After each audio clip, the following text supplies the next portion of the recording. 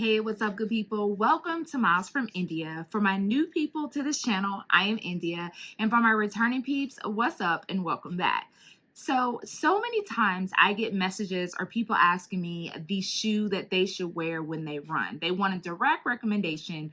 And unfortunately, I can't quite give that. Now, of course, right now, I'm in love with the Nike Infinity React. However, I'm still not 100% sold on those. And of course, as you can see here, I have several different options. So I totally understand that finding a good running shoe can be overwhelming, but it's oh so important and helps you to minimize injury, pain, and help you to enjoy running. Let's talk about shoes. On this video, I'm going to give you some tips on how to find shoes, take you along with me and Braxton as he gets a gait analysis, and just help you to understand things that you could think about in regards to comfortability, types of shoes, as well as sizing. So come on along.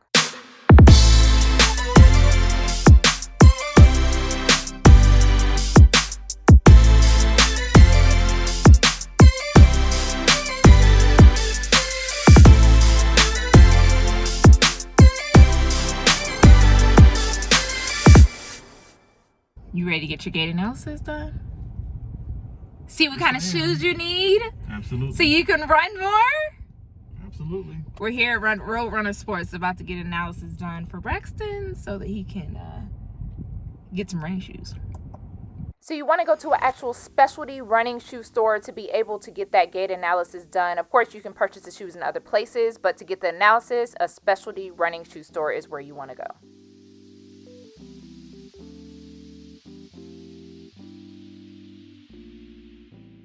This is Susie. She's going to be helping Braxton find the best shoe that works best for his body, how he runs, how his foot hits the ground, and all of that good stuff. Whatever is best for his level of support. And Braxton, do you usually wear a thick, medium, or thin socks? Before going in to get a gait analysis, it's important to know if you like thick or thin socks when you run. This is a personal preference, but the associate can also help you to find socks that may work better for you, but this also helps to determine the fit of the shoe when you're trying them out. Braxton, you can bring your pants up about right there for me. And you're using these for running, obviously. And so right now, how often are you running?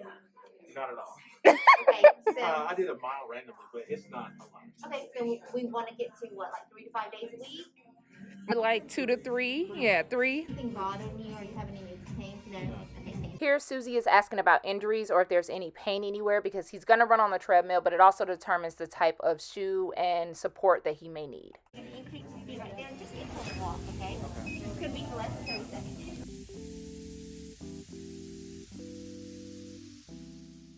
Braxton is now being assessed to see if he pronates, which means when he hits a surface, which usually is the ground, sees if his ankles roll in or if his arch collapse, and that will determine the amount of support he may need for his shoe. Okay, perfect. You press stop. This is going to scan your feet and size you up. Give it about 7 seconds. This machine is sizing Braxton's feet. Usually when you run or purchase running shoes, you want to ensure that you go a half size or a full size up depending on the shoes because your feet can swell when you are running and you also want to have some room for your toes. A good way to determine if you have the right size shoe is to have a thumb's width worth of room between your big toe and the end of the shoe.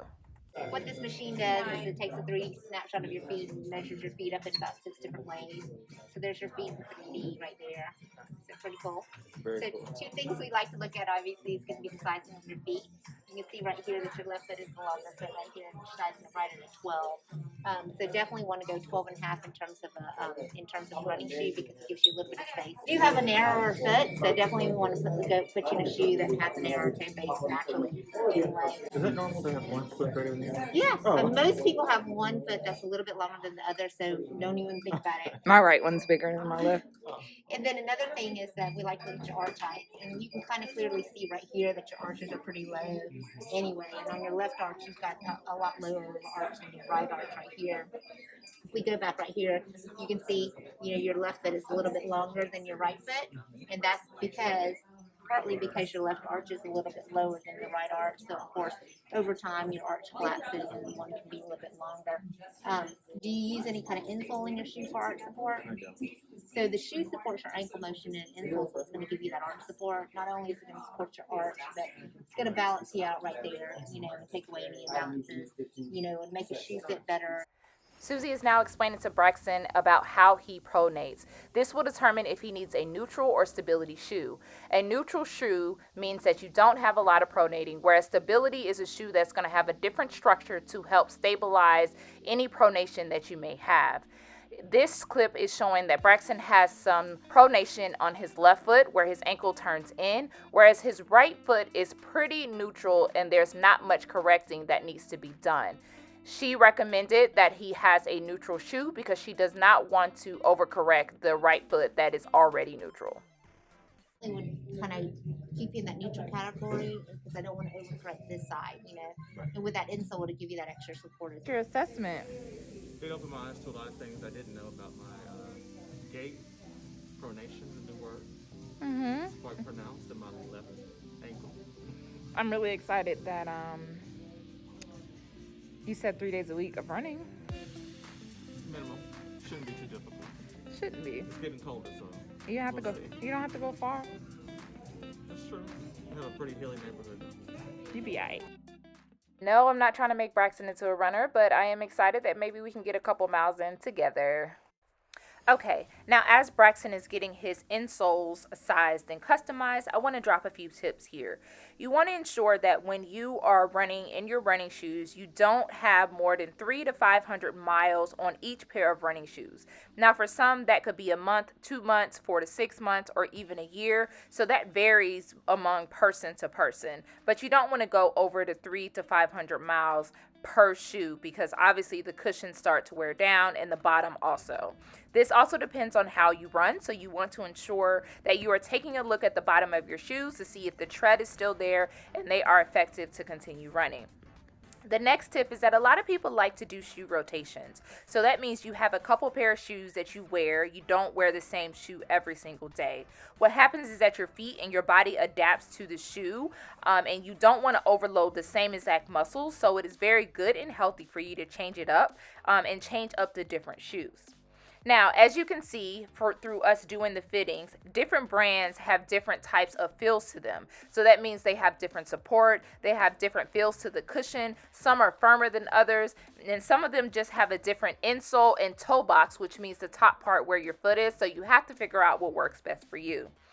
Now, the last tip that I want to provide here is that for beginner runners, a good rule of thumb is to ensure that you have 2 finger width worth of foam in the shoe. So a lot of times you don't want to go too low on the amount of cushion that you have in the shoe, but for beginners, 2 finger width is a good amount of cushion to ensure that you're not really hitting the ground too hard and that your body can absorb the impact. What are you running in now? Some random Nike. I don't even know what they are. Black. Oh, perfect. You got a thumbs width. That's perfect. Hey, didn't I just tell you that? And then you can get on the treadmill wherever you like. See that? I feel supported. It's a totally different feel, right? Yeah, I would feel good in this. Yeah. Go a little, yeah.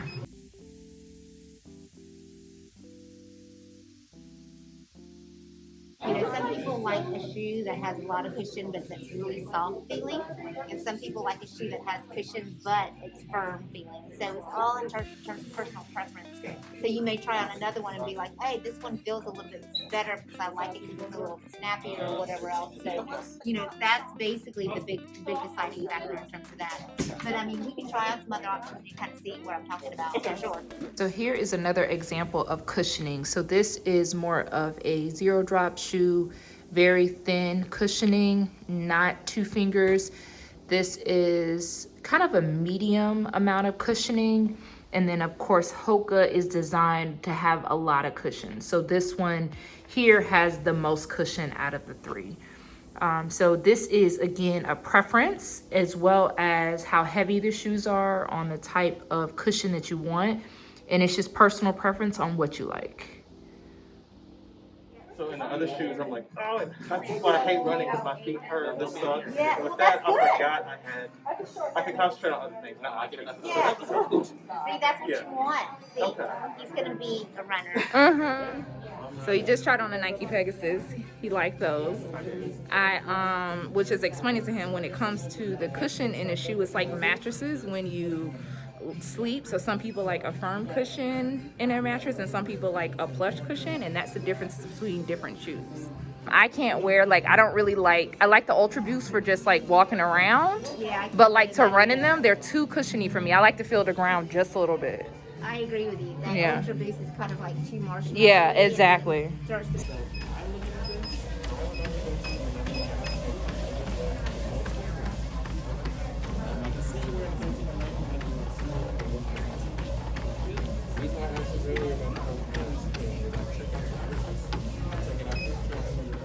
He didn't even make it on the treadmill with the Sauconys. When as soon as he stood up in them, he knew that they just didn't feel right. So Nike won. So as you can see, it's all about personal preference in regards to shoes, and you just have to figure out what works best for you.